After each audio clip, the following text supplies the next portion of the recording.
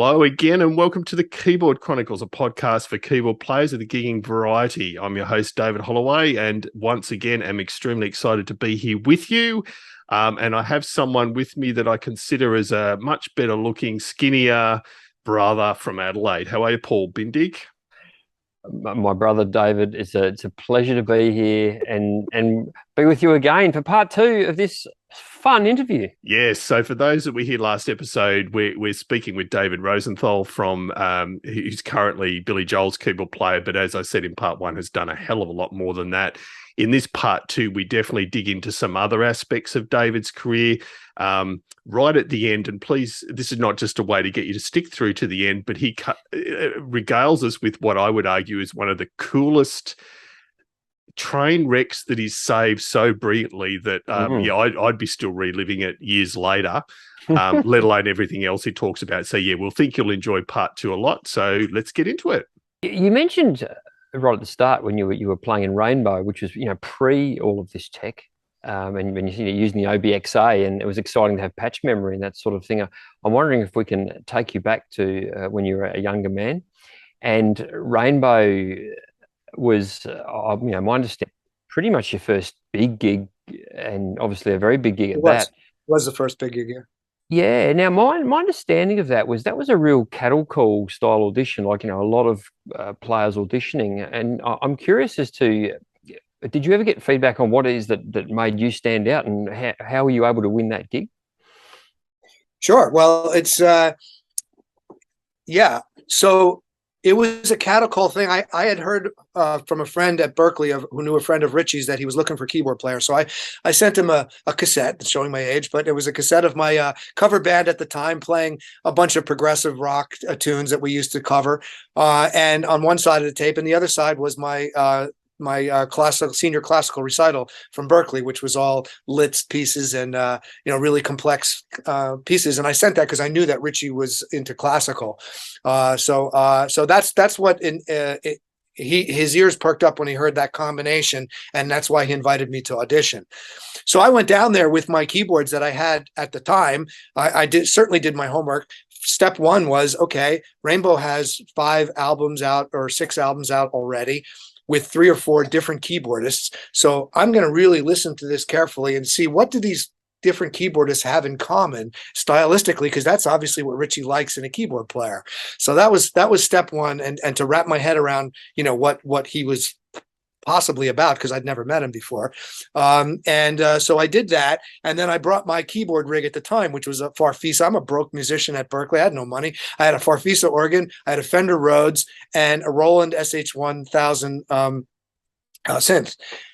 So I bring that stuff with me because that's what I knew, and I was prepared to do the songs that they had asked me to learn. I don't remember what they were, but so I get down there with my stuff, and then they say, okay, well, that's nice that you have that stuff, but we want you to play Richie's stuff. And he has a B3, and he has a mini Moog and a clavinet and all the sounds that he liked and that were common on Rainbow records so I said, okay. Now, I'd never played any of these keyboards before. I knew how they operated theoretically because I had studied, but I'd never played a B3 before. I'd never played a mini Moog before or a clavinet. But I went up there and I just kind of went for it. And a lot of the first day was jamming and stuff, which Richie he immediately picked up that I was good at answering his riff. He would play me a riff and I would play it back on the Moog, and he would show, and then he came up with a couple of riffs, and which he would show to me, and let's try jamming on this, and I would learn it right away, and so he liked that. But I'll get to that part of the story in a minute. So anyway, so the first day went really well, and that earned me a callback. So for the next day, it was between me and one other guy, and they decided that they were going to have give each of us a 3-hour slot, and Richie would then choose between the two of us. And so I was given the evening slot, and the other guy would be in the afternoon, which gave me the whole next day okay, what can I do to get an edge here? So I got on the phone to all the Sam Ashes on Long Island, which is where the audition was, and I found one that had a mini Moog on the floor because it was still kind of current. And I hopped in my car and went there and made friends with the salesman, told him what my situation was, and he said, go over and, gave me a set of headphones, and I sat there and I worked on the Mini Moog all afternoon. So when I went back for my callback, I was now able to get a whole bunch of patches. I had a feel for what he was looking for. So again, any way that you can get an edge in these situations. So they heard a difference in the sounds I was getting from one day to the next. And I found out a year later, Roger Glover told me that, that there was one key point, aside from all these other things, there was one key point that really nailed the gig for me. And that was that during my callback thing, he said, okay, so let's imagine we're on stage now in front of 20,000 people, and Richie just broke a string. There's nothing happening on stage. You have to fill space. Go. Okay. So I just started playing something. I played a riff thing on the Hammond, and then I did a few solos on the Mini Moog, and just played some things. And then I did something funky on the clavinet, whatever. I didn't think anything of it. But Roger told me a year later, he said, I was the only guy that actually played. He said everybody else that they asked that of had a different excuse as to, oh, don't worry about me. I'll have something ready if that happens. And, oh, yeah, I'll work something up. I'll be ready if that happens. And he said, I was the only guy that just started playing. And I thought nothing of it. I was asked to play, so I played, but I guess they were looking to see if I was fearless or if I would crack under pressure, or however you want to put it. But yeah. So I thought nothing of it at the time, but that was one of the things that helped me to go with it. And then I also found out later that because I was 20 years old when I auditioned and got the gig, and the manager thought I was too young to go on the road and to do this. And Richie was like, no, he's my guy. I'm okay with it. I think he's going to be great and he can do it. And I found out later, had a big argument about it. And thankfully Richie won the argument, and I got the gig and I ended up in the band. Yeah, it's just an amazing story. Thank you for sharing it, David. Sure. What was it like for a young man, as you said, of only 20 and for the next few years? Because I mean, you were in Rainbow when it really was at its peak from a commercial success point of view. So yeah. You would have been playing big shows, and for our listeners and viewers, you can look at there's some film you can see on YouTube of the band playing in San Antonio, and you can see David doing some really cool stuff in introductions to songs, and very impressive work there. But I mean, was that mind blowing for you at such a young age to be part of something so big and so successful? I think if I would have thought about it, my mind might have been blown. But you can't think about it. You just do. And I had done the record with them, the Straight Between the Eyes album. Richie and I really connected musically at that time. I made that album when I was 20, and then the tour started when I was 21 the next year. And I went back and learned the catalog and all the stuff that he wanted to play, and I really get what he was looking for and what he wanted in a keyboard, and it was very natural for me. It wasn't like I was trying to be something that I wasn't. I have rock and roll running through my veins. It's I grew up on it, and it was very, very natural for me to get those kinds of sounds, and I had a good time doing it, and I just kept doing, okay, I got to learn these songs, and now we're going to play in front of 20,000 people here, and we're going to do this, and you just look, it was a whole lot of fun. Don't get me wrong, but I really never had a chance to stop and reflect. But I think as life goes on, and I look back on that time period, the more years I get away from it, and it gets further in the rearview mirror, the more I appreciate it.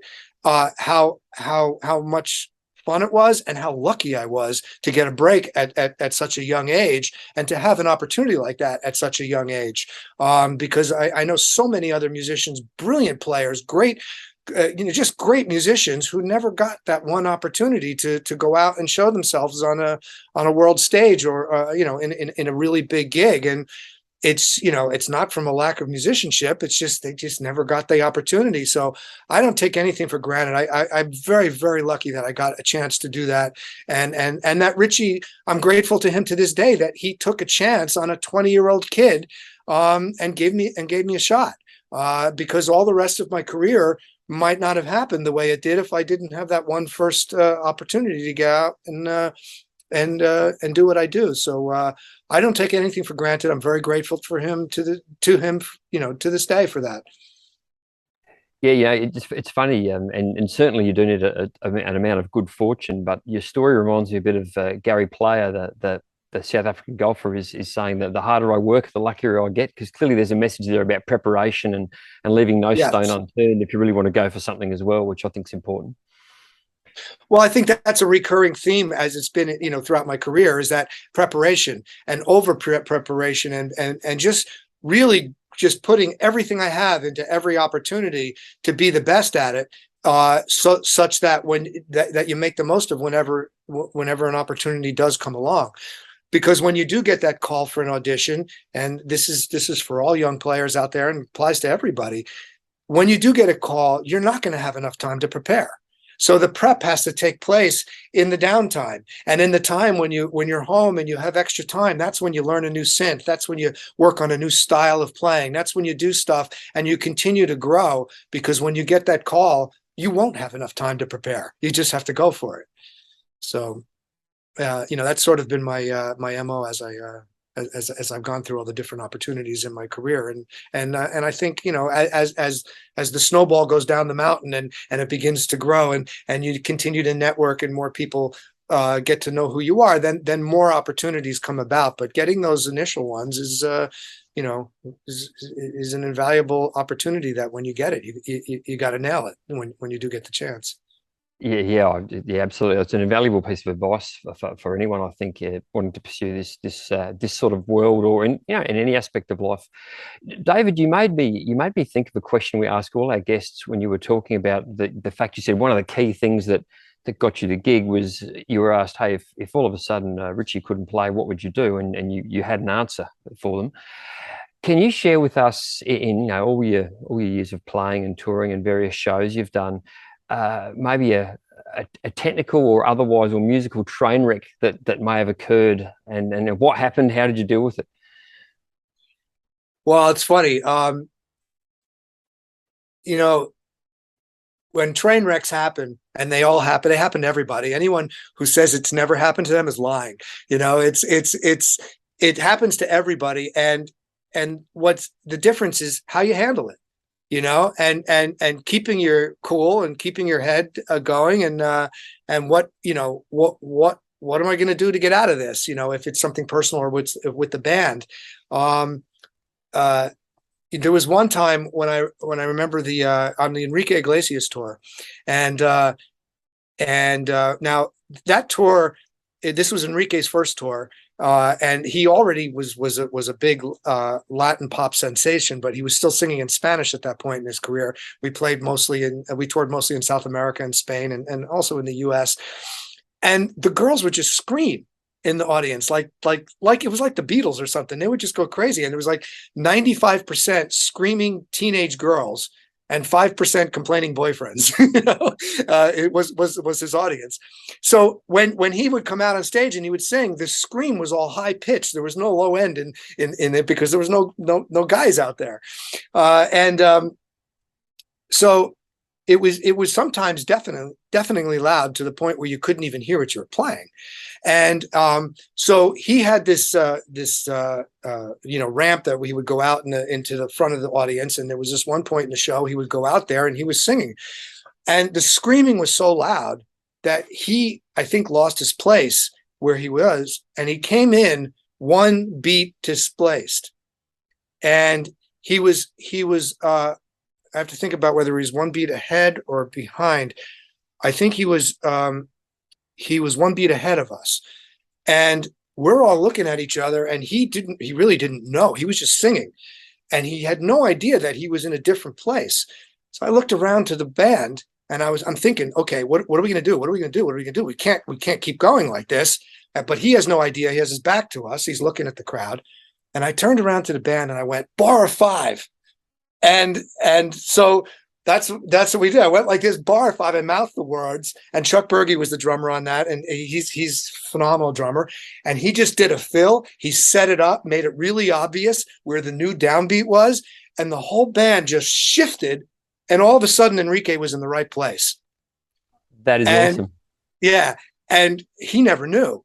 We told him after the show. He didn't know because he was lost in the moment. And so something like that, it was like, wow, that's like, that's just like decades of experience with everybody in the band combined to have the presence of mind to hear, okay, he's there. And, it doesn't matter where it doesn't matter where the artist is always right, and we as sidemen in the band have to fix whatever you have to do to make the artist be in the right place. Doesn't matter if the artist is in the wrong place. He has to now be in the right place. So anyway, that was a really, really magical moment that I very much remember. Another situation would be when we were in trying to think. I have to think about that. Actually, that's the one that stuck out in my mind the most. I have to think about another one. Sometimes there's a train wreck that's just so bad that you just have to stop and start again. I was about to say, I'd argue the train was about to go off the tracks with that Enrique one, and it was probably even lurching over on its side, and you single-handedly righted the train. I think that's amazing. Yeah. That was a cool moment. If the other one comes back to you, David, we'll jump back to it. But in the introduction to the show, we mentioned all of the great artists, and you've mentioned a number of them. So as a producer, orchestrator, keyboard player, without putting you too much on the spot, can you think of 5 artists that have really rewarded you most as one of those roles, whether it's keyboard player, orchestrator, producer, whatever it is? Sure. Well, I would say I'd have to go back to my earliest influences, which I made some notes because you asked me this question in advance. I thought I better have some notes, some thoughts ready for this. These guys are serious here. So because I wouldn't want to forget something. I'd say the artists that had the biggest influence on me as a young musician, certainly Yes was a big influence on me. Close to the Edge is one of my all-time favorite albums. ELP had a big Keith Emerson had a big influence on me. Rush, Moving Pictures is one of my favorite albums of all times. I'd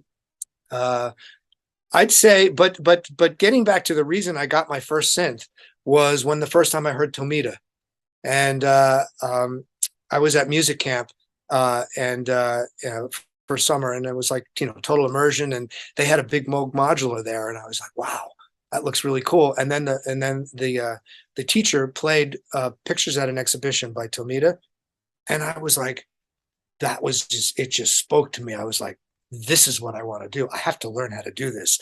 And I immediately went and started messing around with the module. I didn't know anything yet, but and I was also at the same time just starting to get turned on to bands like Yes that were using synths live, and also Uriah Heep was an early influence on me. Ken Hensley, he had a mini Moog at B3, and he was a big influence on me in my younger years. And I was already starting to hear about how synths could work in rock environments.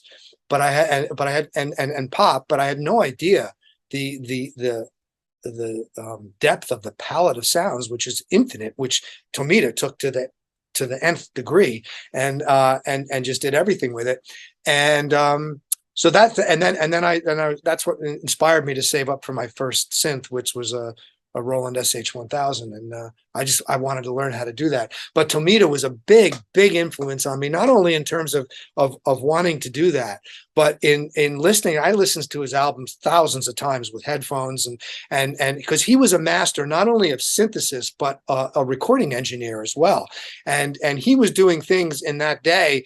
Things would pan around your head and go up and down and go behind you, and he was doing all of this phase relationship things to make things move around the stereo field that nobody was doing at that time, and people are just starting to get a grasp of it now. And his albums still hold up in terms of the way they were recorded, and the spatiality and the depth of field, and just the whole combination of everything. So he had this combination of being a recording engineer, a synthesist, and also a master musician, because he was playing these really complicated scores. That really spoke to me. Yeah, no, and so for you, that's amazing insight. And so for you, once you were a professional musician yourself, which of the artists you've worked with have you then continued to learn from? So the ones you've directly worked with? All of them. I learned something from every gig that I do. Every day's a school day. I like to say that. And so, yeah, I've learned different things from all the artists that I've worked with, and Yeah. One of my other biggest influences that I wanted to mention too was Happy the Man. And two of my favorite albums of all time were their first album and their second album. The first one was called Happy the Man, second one called Crafty Hands. And I was lucky enough to play with them years later when they did a reunion, and the original keyboard player didn't want to do it. But I used to, Kit Watkins, the original keyboard player, I transcribed all of his solos and learned all of the parts. And then when they wanted to do a reunion and Kit didn't want to do it, I had made friends with the guys over the years. I was like, I'll do it. I got together with them and had a chance to play some of my favorite, material of all times, and then got a chance to make a record with them, which was really cool. Yeah, it doesn't get much better than that. And as far as someone that has the pleasure of playing with you now, David, what do you think you could pass on to them, or they could learn from you? What tips would you pass on to anyone out there that's either wanting to get into the industry or wanting to develop their skills further? Well, music is a collaborative thing, especially when you're playing a band. And the types of collaborations that you can have and the types of connections you can have with different musicians are infinite. So I enjoy every playing experience that I get into, and I've been fortunate to play with some of the best musicians in the world, so many of them. I'm just so lucky with that. And there's always something to be learned and always some magical moment to be created that you never know what's going to happen. So I go into each moment and each opportunity like that, a playing opportunity, with a clean slate and an open mind and just a freshness of let's see what happens, in with this. A lot of my appreciation for those types of spontaneous moments has come from working with Billy, who was all about spontaneity. And, even songs sometimes that we've never really played. We'll run a verse and a chorus and he'll just stop. And he's like, we got it. I don't want to take the edge off of that one. So, we don't even run the whole song. But he has faith in the musicians that he's surrounded himself with. We have an amazing band, and it's a band of players who are not just good players, but all players who know how to play in a band, which is different than just being a good musician. So we're really fortunate to have a complete unit of everyone that really gets it and how to play together and how to play as a unit. So that's really cool, and that gets us through a lot of those spontaneous moments. And whereas Billy's philosophy is, hey, if there were nobody in the audience and we were just jamming in somebody's garage, we would just go for it and just play great together. Just do that, and that's what we do, and that's what cares. Forget about that. We have 20,000 people out there. Just play and just go for it. And once you eliminate that sort of wall that some musicians put up between them and the audience, it doesn't have to be that way. Just go up there and do what you do and have fun with it, and it's going to come out great. I think that attitude must really free you guys up to really create a fun energy and an enjoyable energy, which then the crowd picks up on that anyway, whether it's no one in the garage or 20,000 people in Madison Square Garden.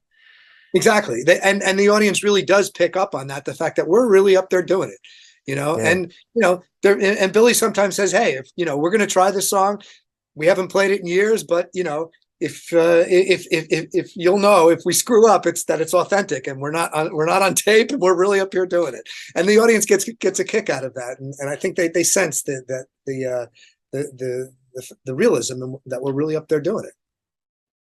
Yeah, absolutely. David was just asking you before about people who've influenced you and who you've admired along the journey. Another question we always ask our guests is, for this podcast, if there would be someone we could interview that maybe is someone that you look up to or admire, would love to see interviewed on this show, who would that be? Who would you tag for us to chat to, like we are to you today? Ooh, that's tough, because you guys you've already interviewed so many great musicians, and I look down the list of all the amazing players that you've interviewed, many of whom I know, but some of them who I didn't. I started listening to it. It's a deep library. Wow, I'd have to think about that. I don't know. I think you guys have covered all the biggest ones, as far as I can tell. We have now. Now that we've spoken to you, We have David. now. That's right. Oh, you say all the right things. That's more than reasonable, David. It's a hard one to do on the spot. Another one of our regular segments is the quick fire 10. So this is where we ask 10 very quick fire questions and get as short an answer out of you as possible. So we'll kick off with that, and we'll start with you, Paul.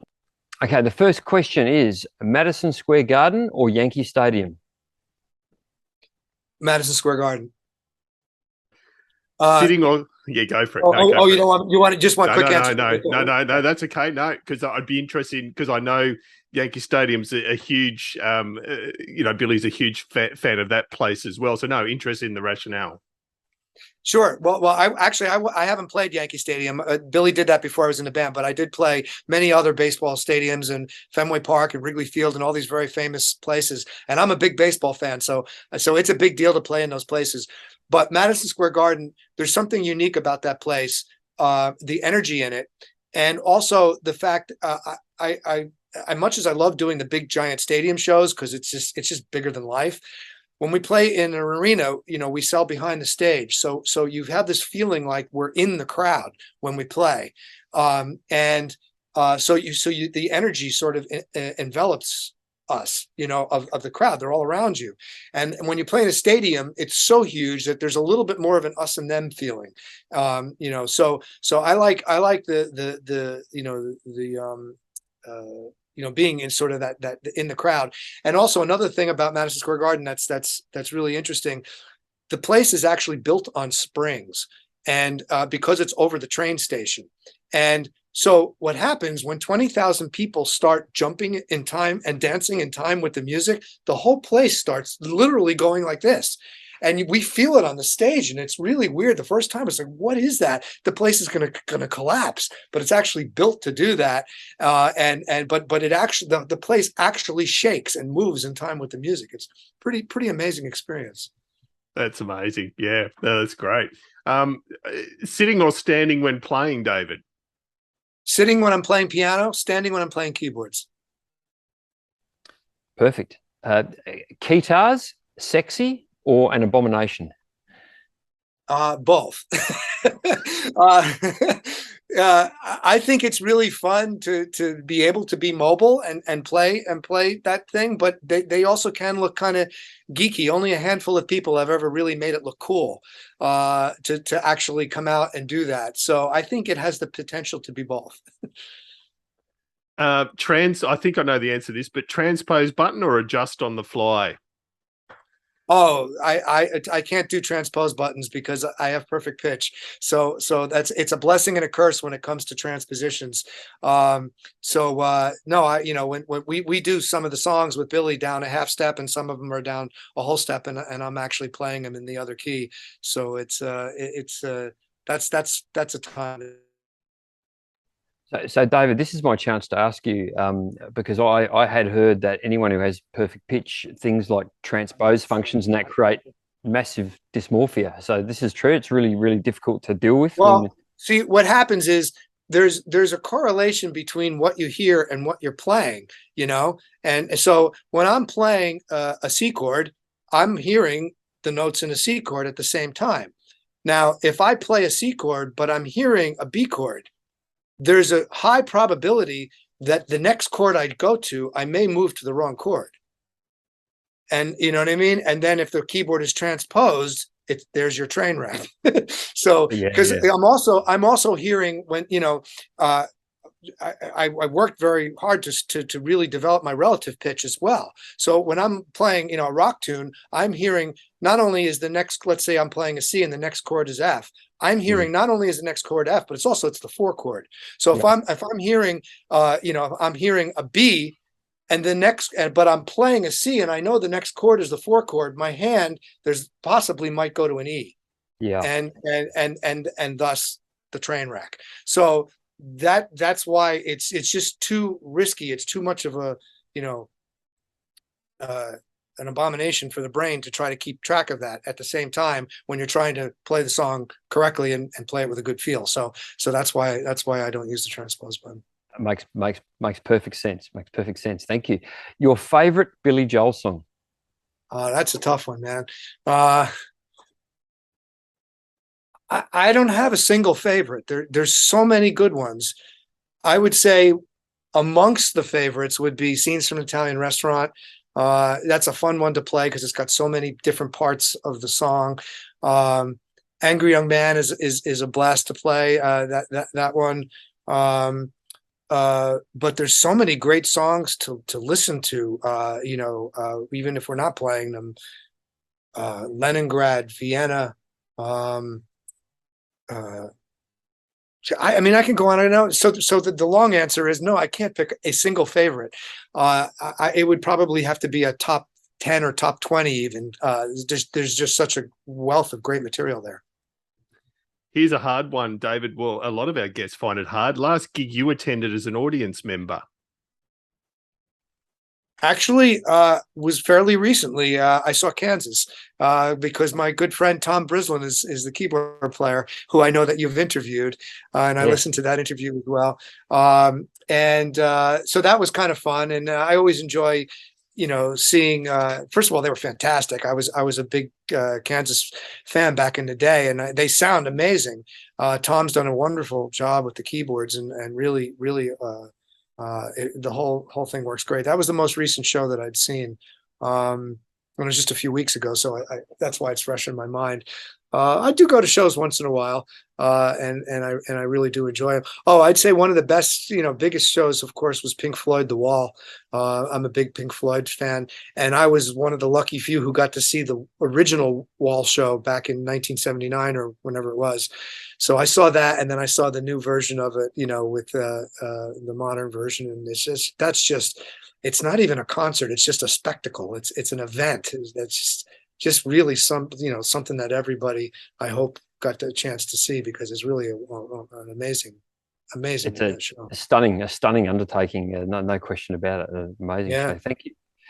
So your favorite thing about live gigs as a player, as a performer? I think the moment of it, just being in the moment of playing music in front of a live audience, no matter how many people are out there.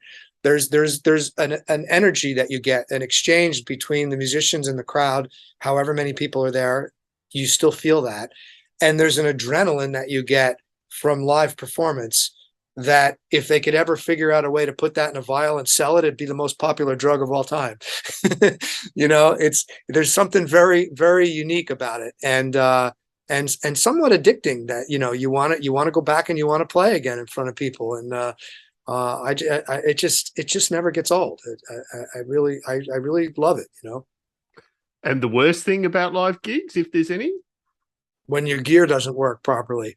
That's, people often ask, do you get nervous? And the answer is, as long as my gear's working, no, I don't get nervous. I love being up there. I love playing, and if I make a mistake, I can play my way out of just about anything that could happen. But the real challenge is when the gear's not working, and how you're going to get out of that, and how you're going to get through the next moment. And, nowadays with modern technology, I've been able to have a safety net by having two keyboard rigs running simultaneously, two computers. They're both running real time. And only one set of outputs is going to front of house.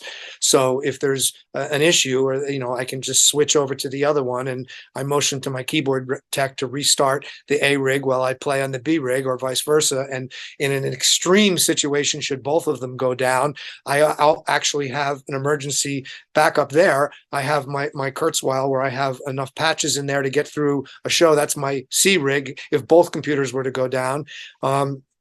And I could get through a song. And if that were to go down, then I have my organ. I have the XK5 Hammond through a Leslie that intentionally does not have a MIDI cable on it. So if my whole MIDI system blows up, I can play organ.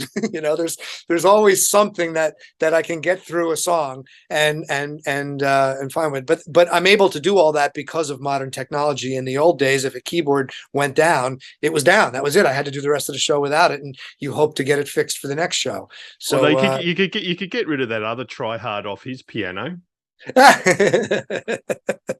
Well, no, his piano's got to work all the time, and it's so there's backup systems for that too. Yeah. But oh, here, that's one of the train wrecks that I meant to, that reminds me. I Oh, don't you mean go to for it. up the flow of this other thing. This wasn't, it was an interesting thing, but we were played in Rome at the Colosseum. And this was a surreal experience because, you know, we're set up right outside the Coliseum. It was a free concert, something like 500,000 people, because it was free and everybody came, and it was people, a sea of people as long as you can see. And right behind me is the Coliseum all lit up, and I'm thinking, wow, they used to have, you know, gladiators there inside there. And then here I am with this modern keyboard rig right outside here. It was really an interesting juxtaposition of time periods. But in any event, the story I wanted to tell, we had a circular stage, and Bryan Adams was the opener.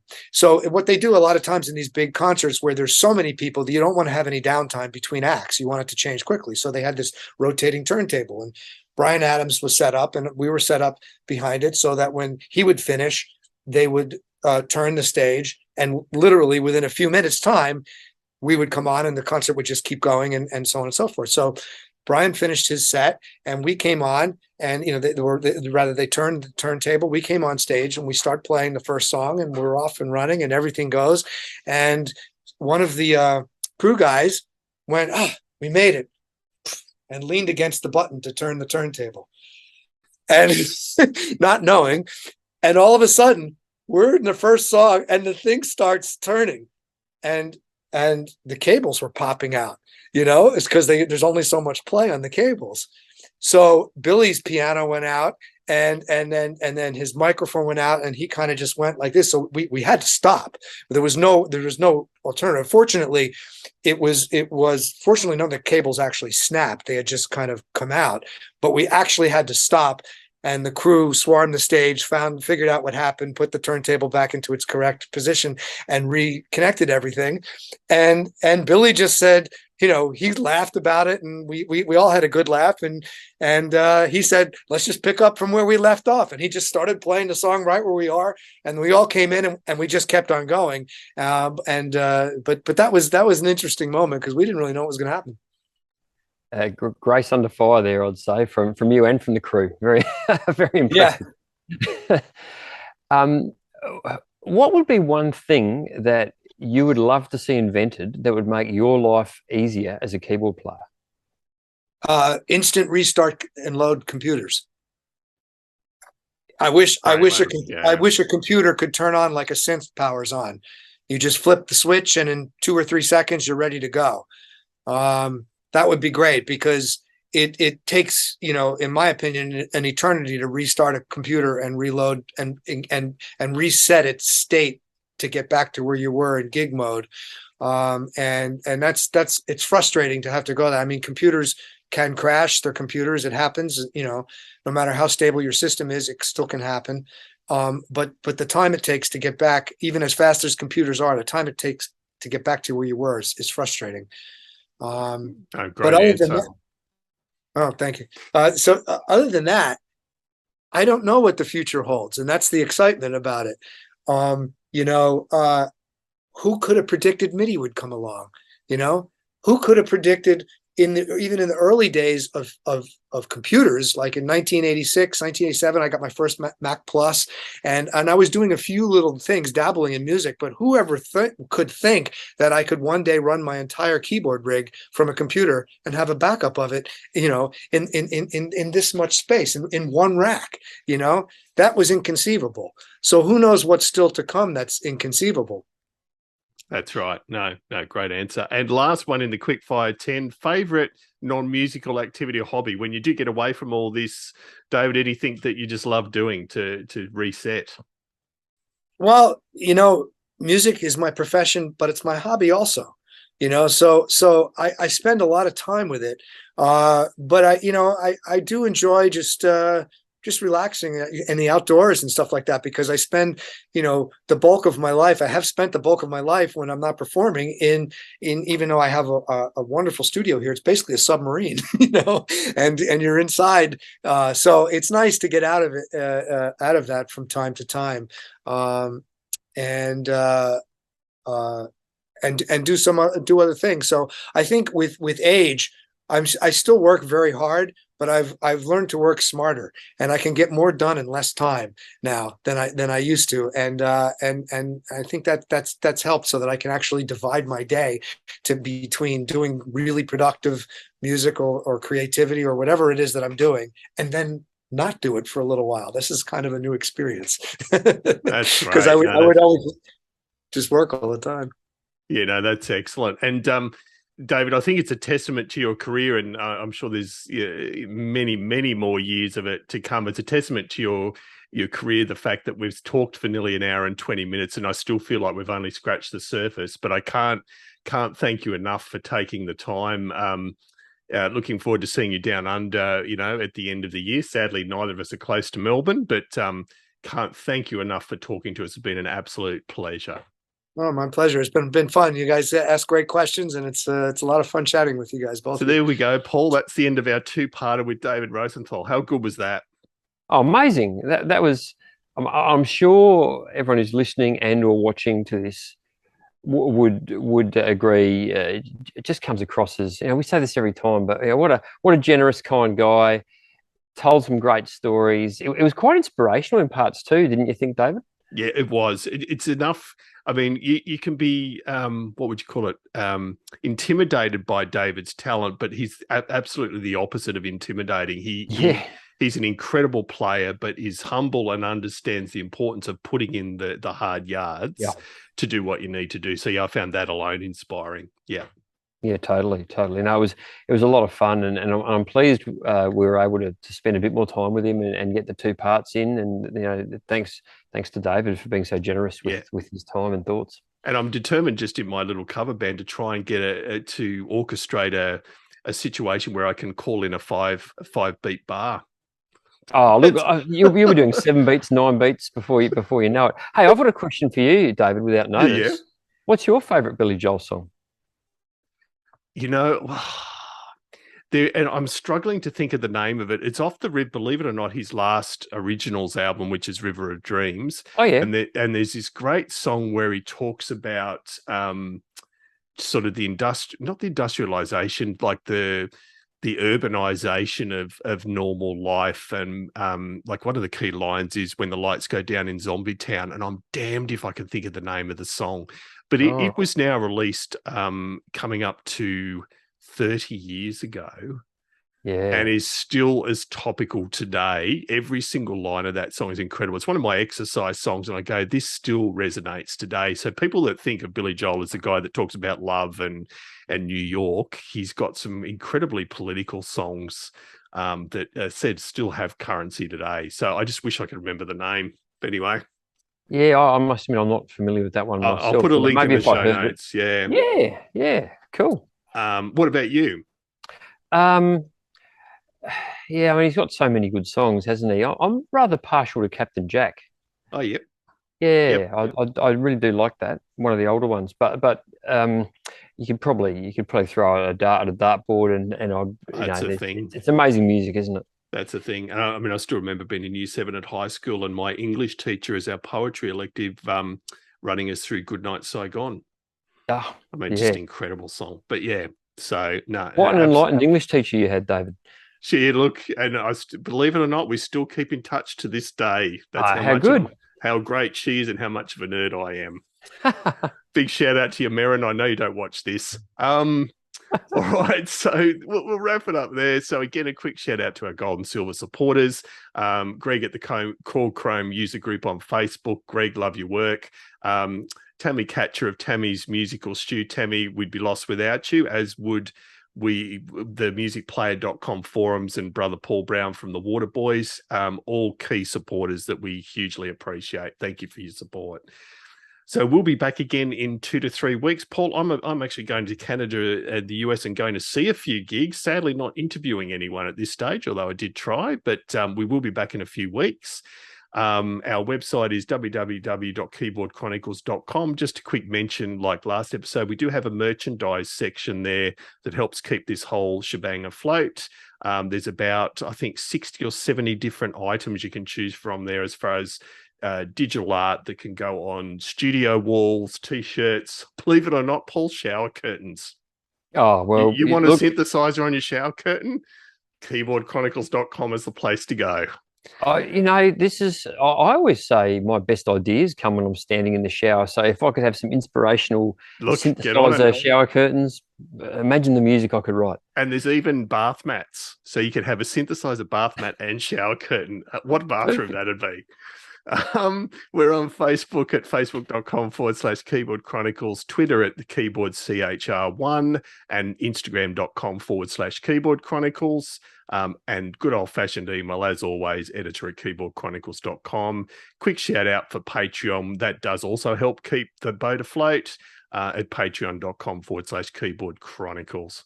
Paul, you're a legend. It's late at night. It's cold. You've gone above and beyond as always. It may be cold, but my heart is warm from having spent all this time chatting to my two favourite Davids, David Rosenthal and David Holloway. Yes, I just wish some of David's talent would rub off. Most importantly, thanks to you all out there for listening. Hope you enjoyed this two-parter, and we'll see you back here next episode.